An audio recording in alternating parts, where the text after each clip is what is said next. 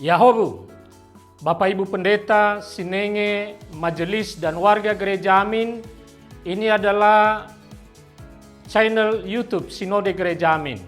Karena itu, bagi yang mencintai Gereja Amin, tontonlah, subscribe, like, dan bagikan. Gereja Amin yang tangguh, mandiri, dan peduli. Tuhan Yesus memberkati.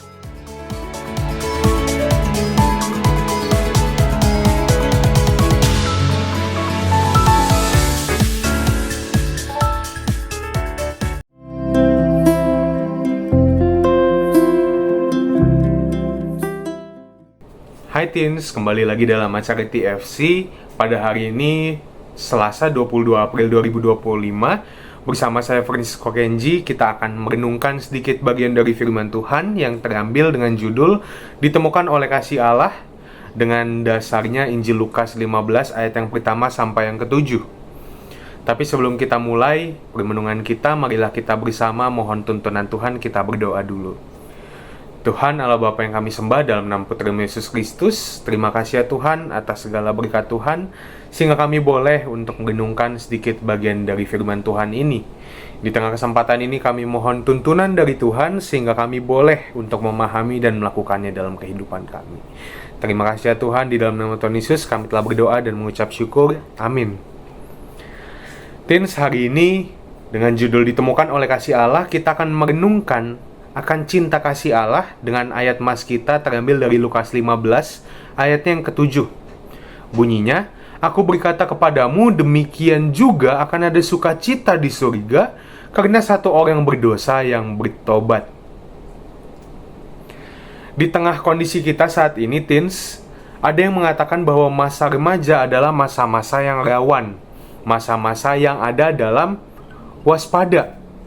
Di masa ini, seorang remaja bisa menemukan jati dirinya, tapi di sisi lain kita nggak bisa nutup kemungkinan ada juga orang-orang yang terseret arus, dan akhirnya dia tersesat, dia kebawa arus itu ke dalam tempat yang salah. Nggak sedikit orang yang akhirnya terbawa pergaulan buruk di masa muda mereka, atau bahkan mereka jadinya menggunakan waktu mereka demi kesenangannya aja, tanpa bertanggung jawab. Lalu bagaimana jika kita udah jatuh ke dalam dosa?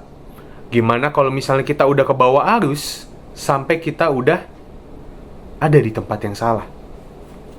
Ada yang beranggapan kalau misalnya kita udah terlanjur basah, ya lebih baik sekalian kita berenang atau bahkan menyelam menikmati dosa itu. Padahal di sini Tuhan gak menghendaki hal yang demikian.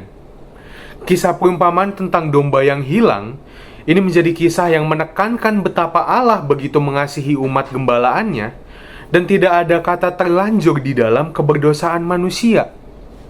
Gak ada kata terlanjur, gak ada kata sayang. Tuhan benar-benar mencintai kita seutuhnya apa adanya. Dan di tengah rasa sayang itu, di tengah kasih Allah itu, Dia gak segan untuk menemukan kita kembali dan mengampuni, serta menerima kita kembali di tengah keberdosaan kita. Sama halnya seperti gembala yang berjerih payah mencari domba yang hilang, begitu juga dengan Allah yang menghendaki kita umatnya, kita dombanya, untuk berbalik dari dosa. Allah begitu bergembira ketika salah seorang anaknya ditemukan kembali ke jalan yang benar. Karena bagi Allah kita sangat berharga meskipun di dalam keberdosaan kita. Ia akan mengampuni, akan menerima kita kembali dengan penuh sukacita tanpa penghakiman. Tidak ada kata terlambat untuk kembali ke jalan Tuhan, dan ini memberikan diri kita untuk ditemukan oleh kasih Allah. Tuhan gak pernah nutup pintu kepada kita. Bahkan meskipun kadang kita tersesat seperti domba, kadang kita udah kebawa arus, tapi Allah tetap mencari kita, Allah tetap berupaya untuk menggapai kita, karena Ia rindu untuk dekat dan hidup kembali bersama dengan kita. Teman-teman, kiranya dalam menjalani masa-masa kita sebagai remaja, kita bisa terus berada di dalam jalan Tuhan. Jangan takut kalau misalnya kita udah sadar kita salah, kita tinggalkan dosa yang menyesatkan itu. Ketika kita udah sadar bahwa kita kebawa arus, kita udah keseret, disitulah ada poin kita bisa berbalik arah dan kita tinggalkan dosa itu. Pada akhirnya teman-teman gak ada kata terlanjur dalam hal berbuat dosa. Karena kenapa? Karena Tuhan akan selalu mencari kita, Tuhan akan selalu berupaya untuk menggapai kita dalam setiap keadaan kita. Dan sekarang di tengah kondisi kita, marilah kita biarkan diri kita ditemukan oleh kasih Allah. Dan dari diri kita sendiri, kita juga berupaya untuk kembali dan mencari Allah di tengah keberdosaan kita. Amin. Mari kita menutup renungan kita pada hari ini dengan doa. Kita bersatu di dalam doa. Tuhan Allah Bapa yang kami sembah, di dalam nama Putra-Mu Yesus Kristus, terima kasih ya Tuhan untuk renungan hari ini, di mana kami boleh diingatkan betapa Tuhan mencintai kami seutuhnya. Di tengah keberdosaan kami, di tengah keterhilangan kami, Tuhan masih mau mencari kami, Tuhan mau menggapai kami. Dan di tengah kekotoran kami, Tuhan masih mau untuk menerima, untuk memeluk kami ya Tuhan.